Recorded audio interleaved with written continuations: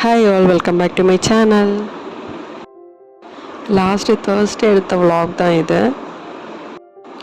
March 30 சாய்க்கு school முடிஞ்சிருச்சு. After 6 months we are going back to Chennai. இனிமே அங்கே தான் நியூ சாப்டர் ஸ்டார்ட் பண்ண போகிறோம். காலைல ஒரு 8:30க்கே நாங்கள் கிளம்பிட்டோம். ஹஸ்பண்ட் அவுட் போஸ்ட்டுன்ற இடத்துல ஏறுறேன் அப்படின்னு சொல்லியிருந்தாங்க. என்னோடய மதர்-இன்-லாக்கும் சிஸ்டர்-இன்-லாக்கும் காரில் ட்ராவல் பண்ணால் கொஞ்சம் வாமிட்டிங் சென்சேஷன் வரதுனால அவங்க ட்ரெயினில் ட்ராவல் பண்ணி கொச்சின் வந்துடுறேன்னு சொல்லியிருந்தாங்க. எங்கள் ஊர்லேருந்து கிட்டத்தட்ட ஒரு 3.5 hours இருக்குது ஜேர்னி கொச்சினுக்கு. குழந்தைய வச்சுட்டு ஒரு 12 hours ட்ராவல் கஷ்டம் ட்ரெயினில். அதனால தான் சரி ஃப்ளைட்லேயே போயிடலாம் அப்படின்னு சொல்லிட்டு, ஏன்னா 1 hourல ரீச் ஆகிடுவோம் இல்லைங்களா சென்னைக்கு. திருப்பி எல்லாமே ஃபஸ்ட்லேருந்து ஸ்டார்ட் பண்ணணும். கொஞ்சம் கஷ்டம்தான், ஆனாலும் பண்ணி தானே அவனை வேறு வழி கிடையாது. எப்போவுமே ஊர்லேருந்து எல்லார்கிட்டேயும் பை சொல்லிட்டு வர்றது ரொம்ப கஷ்டமான ஒரு மொமெண்ட் தான். இந்த வாட்டி அதை விட கஷ்டமாக இருந்தது. எல்லாருக்குமே அவங்கவுங்க அம்மா அப்பா கூட இருக்கிறது தானே எப்போவுமே ஹாப்பியாக இருக்கும். லாஸ்ட்டு 5 months எப்படி போயிடுச்சுன்னு எனக்கு தெரியல. எல்லாருக்குமே போஸ்ட்மார்ட்டம் பீரியட் ரொம்ப சப்போர்ட் தேவைப்படுற ஒரு டைம் தான்.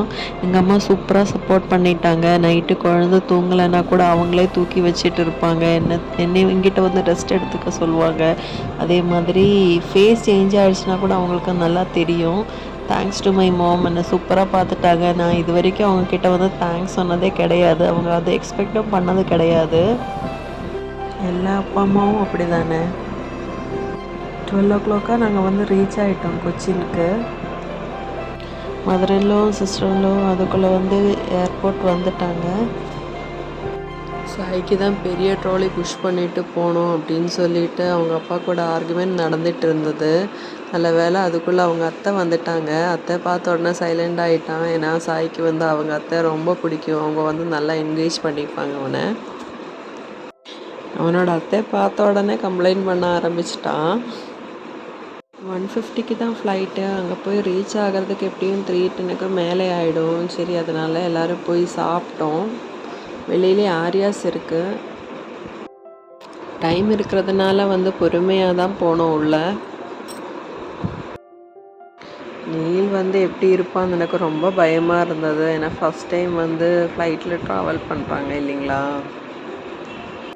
சாய் ஆல்ரெடி ட்ராவல் பண்ணியிருக்கான் ஃப்ளைட்டில், அதனால் அவனுக்கு தெரியும் நல்லா. செக்இன் எல்லாம் முடிச்சுட்டு உள்ளே போயிட்டோம். அங்கேயும் கொஞ்சம் நேரம் வெயிட்டிங் டைம் இருக்கிறதுனால நீலுக்கு ஃபீட் பண்ணிட்டேன். ஃபீட் பண்ணுறதுக்குள்ளே தூங்கிட்டான்.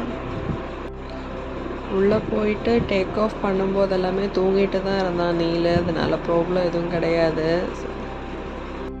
1 hour ட்ராவல்ன்றதுனால சீக்கிரமாக முடிஞ்சிருச்சு. இண்டிகோயோட பெரிய ஏர்பஸ் இது, அதனால் ரொம்ப கூட்டமாக தான் இருந்தது. லக்கேஜ் வெயிட் கூட இருக்கும்போது கொஞ்சம் பயமாக தான் இருந்தது. ஆனால் நல்ல வேலை செக் பண்ணி பார்க்கும்போது கரெக்டாக இருந்துச்சு.